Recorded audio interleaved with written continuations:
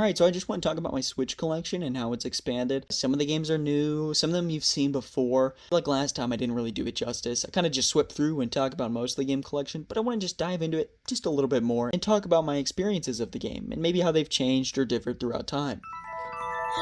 Donkey Kong Tropical Freeze. I haven't played this game all too much. I find it to be enjoyable and fun, but usually with friends. Also, it's got an amazing alternative cover, and as a personal Mario Kart Wii fan, I can't help but love Funky Kong. I think the other Kongs are alright, you got Cranky Kong, Z Kong, Diddy Kong, Donkey Kong. They're okay, I mean they're fine. The Funky, that's where it's at. He's the Kong with the most personality and by far the coolest one in the bunch. I think it has overall some pretty good platforming, and I think graphically it looks pretty good. I find it to be enjoyable. For some people, it's just not their game, which is totally understandable. It's just a lot of things that you're supposed to collect and get. Overall, it can be a little repetitive, but I enjoy my time with the game, though I don't play it that often. Plus, I haven't even checked out Funky Mode, and I really should because, again, by far my favorite character. Hyrule Warriors Age of Calamity. So, funny story about this, I actually got this game a day early before release. I pre-ordered it, which is something that I don't do with a lot of my games. I personally really enjoyed it, though I wasn't crazy about how they broke off the canon for the Legend of Zelda Breath of the Wild story. Really not enjoyable in that aspect, but besides that, I think it was pretty good. Though I was hoping for a game where we could see the champions and see them fall. That's kind of what I was wanting to see. Even though it's kind of a sad story idea, I personally still think it would have been enjoyable. Also adds a lot of insights to the ancient champions. You saw a couple of cutscenes from them in Breath of the Wild, and you got a decent picture, don't get me wrong. The game did an okay job of really telling you who these people were, but I feel like this game really does do a good job of showing you the insides of their characters. Here we go! Mario Kart 8 Deluxe. So this was kind of a random purchase. I had mainly played Wii. I had gotten a bit tired of it, so I wanted a new game to look at. I still had CTGP, but I don't know. I mean, you can only play so much of the same game. Even if there is like 250 something courses on CTGP, I just needed something new to look at. So Mario Kart 8 Deluxe, pretty good on its own. I think the courses look really nice. And there's the new DLC, so it's a lot more fun. Even though the courses don't look nearly as great as the originals, the game's still enjoyable. It's also got some really cool and unique characters that you don't often see in Mario Kart games. You have Inkling Girl, you have Isabelle, and you have Link. Really cool to see. Though, I will say, I felt like this game was a little more new player friendly. I don't know. I didn't really like the controls as much as Wii, but it was still easy to play. Easier than Double Dash for me at least. But, I don't know. I guess it just doesn't feel as challenging as Mario Kart Wii. Maybe that's just my personal bias. I was not in love with it. Minecraft. I don't really know what to say with this game. I've been playing it since like 2012. I've always liked Minecraft, and I think on the Switch, it's pretty enjoyable. It doesn't run great, but Minecraft on most consoles doesn't really run great in general. Besides that, it's good. It's fun. It's Minecraft. What can you ask for? The game just kind of lags a little bit. Not even a little bit, quite a bit. It doesn't run nearly as well as, say, the Xbox 360 version. It's just not optimized for the console. Besides that, I mean, it's the best-selling game on Earth, so it's a good game. I enjoy it. Oh, forgot to flip that one over. Pikmin 3. So, funny story, I got this for Christmas, and I lost it. It's gone. Oh, boo-hoo! Let me play a sad song for you on the world's smallest violin. This is serious. So, I'll try to make some comments on the game, but again, I haven't played that much of it.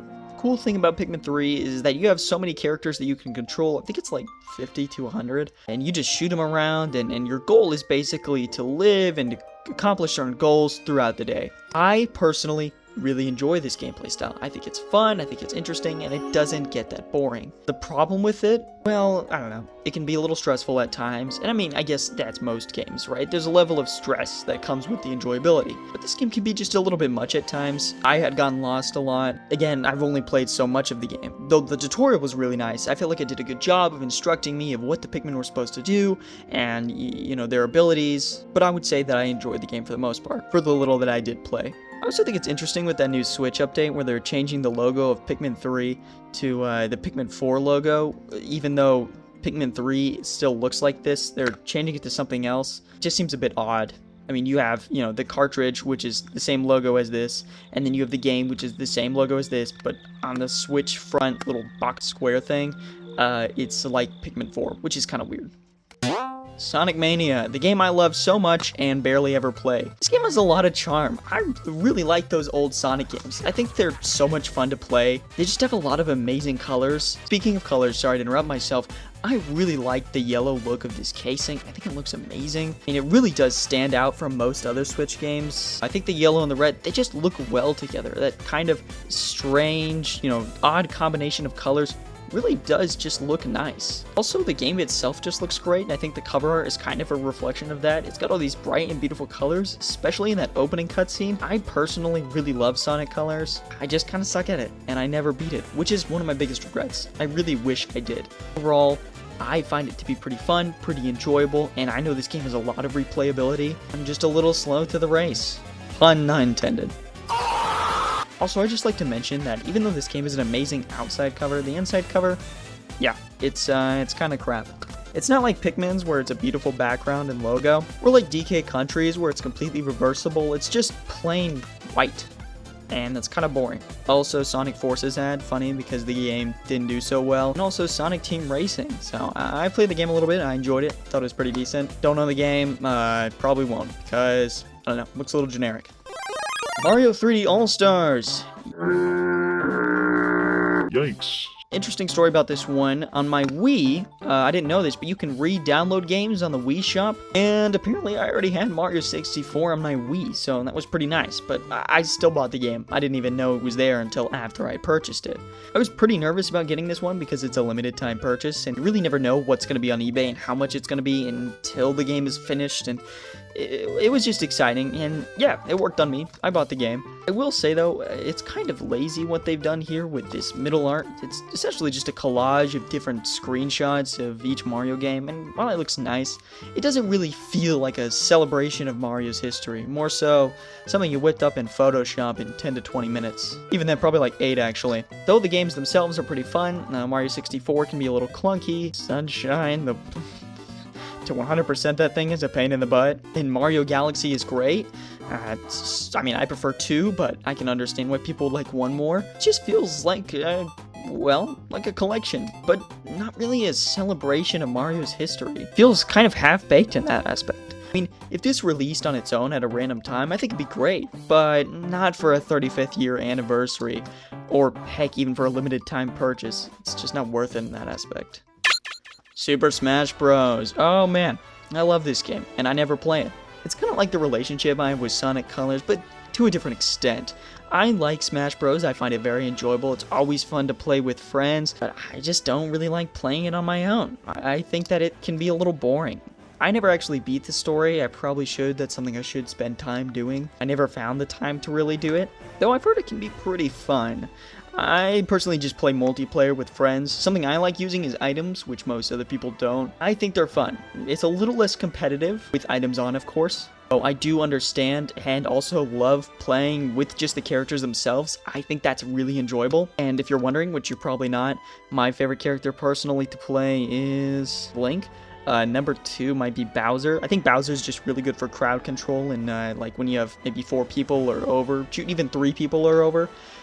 Besides that, maybe one-on-one or me against 2 other people.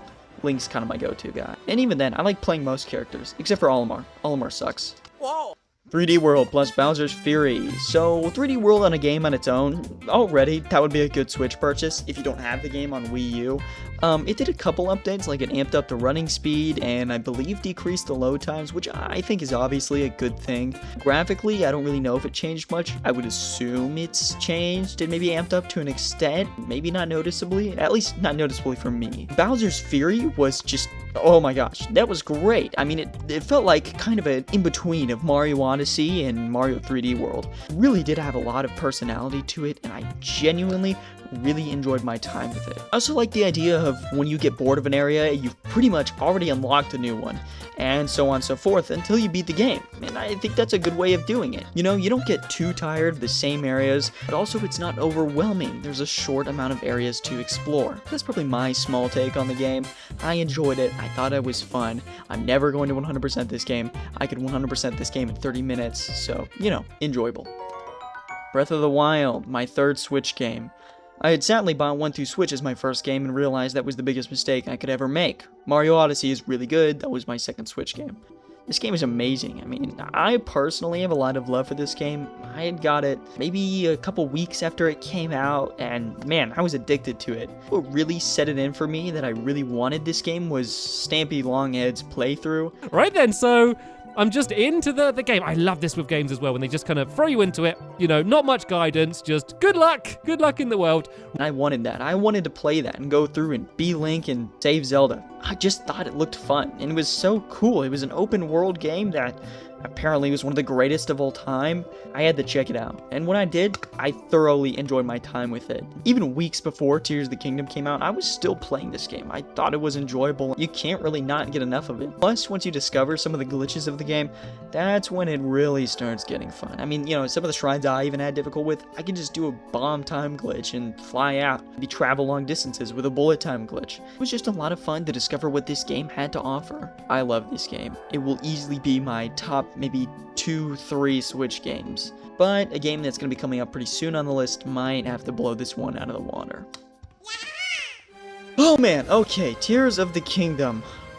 Wow, this game. I almost don't want to say anything about it because I really haven't played that much of it. Well, haven't played that much. I'm about like 50 hours in. But oh my gosh. Oh my god! He does it from. Oh my god! This game is amazing. It's like Breath of the Wild Part 2, essentially. It's kind of like a Mario Galaxy 1 to a Mario Galaxy 2. And I personally can't get enough of it. I need to play it some more. I haven't beaten the story, but I've unlocked 3 out of the 4 spirits, or the guardians, whatever they're called. So, I think I'm doing pretty okay. I'm on track to beat the game. I've heard there's a lot more to it, but I'm really trying to avoid spoilers. The problem is this game is just a lot more story dependent than Breath of the Wild. It's a little bit hard to avoid spoilers. I mean, much more hard than it was in Breath of the Wild. There wasn't a lot to tell because, well, there wasn't a lot of story there. Not to say there wasn't story there was, but just not as much as this game. Skyward Sword. Oh man, this game took me 35 hours to beat. Yeah, I'm slow. Not to say the game wasn't bad or anything. It was good. I mean, it was a little long for me, but also, again, took me forever, so what do you expect? I mainly played motion controls, but for the final fight, I did use button. I felt it to be a little more accurate, but I felt like motion controls were just kind of the true way to play the game. It was made for the Wii, and so I think you should play with Wii controls in mind. The story is great. It shows so much about the beginning of Hyrule, and it has a lot of lore to offer. Don't get me wrong, most Zelda games do, but this one really showed off how creative Zelda team could get. Overall, I think the gameplay was fine. Personally, traditional Zelda, I don't know, maybe I've been spoiled for the new formula, but traditional Zelda, it's alright, it's okay. But I just prefer the open world Breath of the Wild version. I think it's alright, but again, Breath of the Wild has kind of spoiled me. The story is pretty good, again, a lot of lore. Personally, my favorite character is Zant. I also like how they decreased the amount of times that Fi will come up and interrupt you. She can be a little annoying from what I've heard in the original game, but here she wasn't too much of a bother. I thought her character was alright. She kind of seems like cardboard. Oh, and Link and Zelda's relationship is really cute to see on screen. I personally liked watching them banter around, as well as just hang out and have a good time. I mean, personally, I thought she had a lot more personality than the one Zelda in Twilight Princess. As a matter of fact, most Zeldas. I think the story is really good, the gameplay, I don't know, it's alright, but it's just not for me. And that marks out my Switch collection. Let me know if you want to see any more, but besides that, I'm all through.